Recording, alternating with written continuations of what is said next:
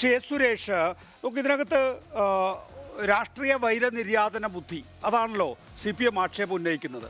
CPM അങ്ങനെ രാഷ്ട്രീയ വൈരനിര്യാതന ബുദ്ധി പറയുമ്പോൾ മറുഭാഗത്ത് UDF ഇത് ഒത്തുകളിയുടെ ഭാഗമാണ്, ഒക്കച്ചങ്ങായിമാരാണ്, പ്രധാനമന്ത്രിയും മുഖ്യമന്ത്രിയും കൈപിടിച്ചത് കണ്ടില്ലേ.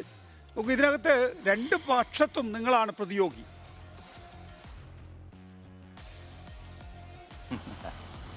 അതാണ് കേരളത്തിലെ പുതിയ രാഷ്ട്രീയ ദിശാസൂചിക ശ്രീ നികേഷ്. ഇവിടെ LDFും UDFും ഒരേ നാണയത്തിൻ്റെ ഇരുവശങ്ങളാണ്. അവർ രണ്ടുപേരും ഈ BJP സർക്കാർ അഴിമതിക്കാരെ പൂട്ടുന്നതിനു വേണ്ടി, അത് ചിദംബരത്തെ പൂട്ടാൻ വേണ്ടി ശ്രമിച്ചാൽ പിണറായി വിജയൻ്റെ പിന്തുണ ചിദംബരത്തിന് കിട്ടും, രാഹുലിനെ പൂട്ടാൻ ശ്രമിച്ചാൽ രാഹുലിന് പിണറായി വിജയൻ്റെ പിന്തുണ കിട്ടും, പിണറായി വിജയനെയും മകളെയും പൂട്ടാൻ ശ്രമിച്ചു കഴിഞ്ഞാൽ കോൺഗ്രസിൻ്റെയും പിന്തുണ കിട്ടും. അതാണ് ഇന്ത്യ മുന്നണി എന്ന് പറയുന്ന പുതിയ മുന്നണി. അപ്പോൾ ആ ഇന്ത്യ മുന്നണിയുടെ ആൾക്കാർക്ക് ഇതിനിടയിൽ എങ്ങനെയാണ് BJPയെ മാറ്റി നിർത്തി BJPയെ കേന്ദ്രീകരിച്ച് അവരുടെ രാഷ്ട്രീയം കണ്ടെത്താൻ സാധിക്കുക എന്നുള്ള ഗവേഷണമാണ് ഇവിടെ നടന്നുകൊണ്ടിരിക്കുന്നത്. ഇവർ ഗവേഷണം നടത്തിക്കോട്ടെ, പക്ഷേ വസ്തുതകളായിട്ട് കേരള സമൂഹത്തിന് ഇന്ന് ബോധ്യം വന്നിരിക്കുന്നു. കമ്പനീസ് നിയമത്തിലെ 188, 147, 148, 150 വകുപ്പുകൾ പ്രകാരം നിരവധി കുറ്റങ്ങൾക്ക് ഉത്തരവാദിയായിട്ടുള്ള ആളാണ് എക്സാലോജി കമ്പനിയും അതോടൊപ്പം തന്നെ അതിൻ്റെ ഏക മുതലാളിയുമായിട്ടുള്ള വീണ വിജയൻ എന്ന് പറയുന്ന കമ്മ്യൂണിസ്റ്റ് മുഖ്യമന്ത്രിയുടെ പോളിറ്റ് ബ്യൂറോ അംഗത്തിൻ്റെ മകളും അതോടൊപ്പം തന്നെ മറ്റൊരു മന്ത്രിയുടെ ഭാര്യയും ആയിട്ടുള്ള വീണ വിജയൻ.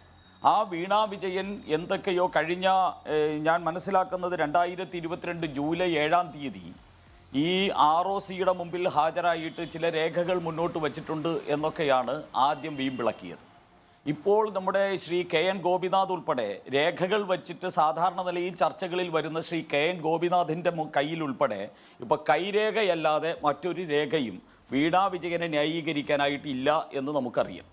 വീണ വിജയൻ എന്ന് പറയുന്ന ആ വ്യക്തി CPMൻ്റെ ഒരു സാധാരണ മെമ്പറാണോ എന്ന് ആദ്യം KN ഗോപിനാഥ് പറയണം. അങ്ങനെ സാധാരണ മെമ്പർ ആണെങ്കിൽ ഞാൻ മനസ്സിലാക്കുന്നത് അല്ല എന്നാണ്. ഒരു സാധാരണ മെമ്പർ പോലും അല്ലാത്ത ഒരു വനിതയ്ക്ക് വേണ്ടി CPMൻ്റെ സംസ്ഥാന സെക്രട്ടറി എല്ലാ ദിവസവും 2 നേരം പത്രസമ്മേളനം നടത്തുന്നു. CPMൻ്റെ സെക്രട്ടേറിയറ്റ് എല്ലാ ദിവസവും പത്രസമ്മേളനം നടത്തുന്നു. ഈ AK ബാലൻ എല്ലാ ദിവസവും എന്തൊക്കെയോ വിളിച്ചു പറയുന്നു. അതോടൊപ്പം തന്നെ LDF കൺവീനർ പറയുന്നു ഒരു സ്ത്രീയാണ്, ആ സ്ത്രീക്കുള്ള പരിരക്ഷ നൽകണമെന്ന്.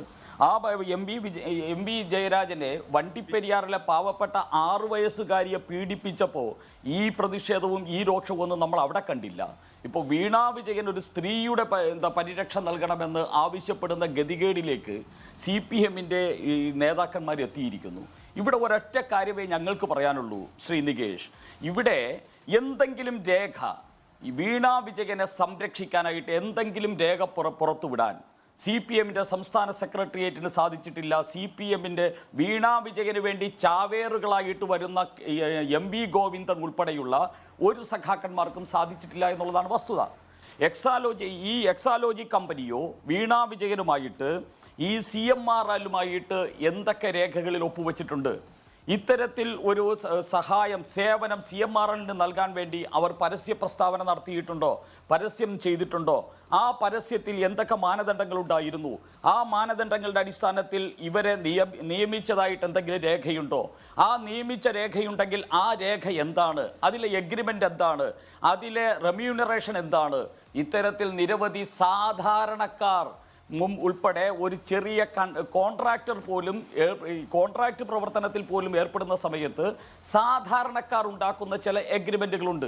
അങ്ങനെയുള്ള ഒരു തുണ്ട് കഷണം പേപ്പർ പോലും വീണ വിജയനോ CPMനോ ഈ പൊതുസമൂഹത്തിൽ വയ്ക്കാനോ അതോടൊപ്പം തന്നെ കമ്പനികാര്യ വകുപ്പിനെ ഏൽപ്പിക്കാനോ ROCക്ക് നൽകാനോ അതുപോലെ തന്നെ ആദായ നികുതി തർക്കപരിഹാര ബോർഡിൻ്റെ മുമ്പിൽ വയ്ക്കാനോ ഇതുവരെ കഴിഞ്ഞിട്ടില്ല എന്ന് പറഞ്ഞാൽ അതിൻ്റെ അർത്ഥം വീണ വിജയനും CMRലുമായിട്ട് ഒരു സേവനവും നടത്തിയിട്ടില്ല, ഒരു സേവനത്തിനും പാരിതോഷികം കിട്ടിയിട്ടില്ല, ഒരു റെമ്യൂണറേഷനും കിട്ടിയിട്ടില്ല. കിട്ടിയത് മുഴുവൻ മാസപ്പടിയാണ്, കമ്മീഷനാണ്, കരിമണൽ കൊള്ളയുടെ വിഹിതമാണ് എന്ന് ഈ കേരള സമൂഹത്തിന് ബോധ്യം വന്നിരിക്കുന്നു. ഈ ബോധ്യം നിങ്ങൾക്ക് മാറണമെങ്കിൽ ഒന്നുകിൽ നിങ്ങൾ കൈരേഖയല്ലാത്ത മറ്റെന്തെങ്കിലും രേഖ കാണിക്കണം. ഇല്ല എന്നുണ്ടെങ്കിൽ ഈ ആദായ നികുതി തർക്കപരിഹാര ബോർഡിന്റെ തീരുമാനത്തിൽ വീണ വിജയനെ പരാമർശിക്കുന്ന ഭാഗം ഒഴിവാക്കണം. അല്ലെങ്കിൽ ROCയുടെ റിപ്പോർട്ടിന്റെ അടിസ്ഥാനത്തിൽ വീണ വിജയനെ പരാമർശിക്കുന്ന ഭാഗം ഒഴിവാക്കണം എന്നാവശ്യപ്പെട്ടുകൊണ്ട് അപ്പീൽ ഫോറങ്ങളിൽ പോകണം, ഹൈക്കോടതിയിൽ പോകണം, സുപ്രീം കോടതിയിൽ പോകണം. കോടിക്കണക്കിന് രൂപ കൊടുത്ത് കൊലയാളികൾക്ക് വേണ്ടി പോലും കേരളത്തിൻ്റെ കോടിക്കണക്കിന് രൂപ എടുത്ത് സുപ്രീം കോടതിയിൽ പോകുന്ന പിണറായി വിജയൻ സർക്കാരിനോട് ഞങ്ങൾക്ക് പറയാനുള്ളത്, നിങ്ങൾക്ക് എന്തുകൊണ്ട് CPMന്റെ പണമെടുത്ത് കോടികൾ മുടക്കിയിട്ട് വീണ വിജയനെതിരായിട്ട് ഈ ഏജൻസികളുടെ പരാമർശം ഒഴിവാക്കണം എന്നാവശ്യപ്പെട്ടുകൊണ്ട് കോടതിയിൽ പോകാൻ സാധിക്കുന്നില്ല? ഇല്ല എങ്കിൽ എന്തുകൊണ്ട് മാനനഷ്ട കേസ് കൊടുക്കാൻ സാധിക്കുന്നില്ല? അപ്പോൾ നിങ്ങൾക്ക് നിയമപരമായിട്ട് മുന്നോട്ട് പോകാൻ സാധിക്കുന്നില്ല, നിങ്ങൾക്ക് രേഖകൾ മുന്നോട്ട് വയ്ക്കാൻ സാധിക്കുന്നില്ല.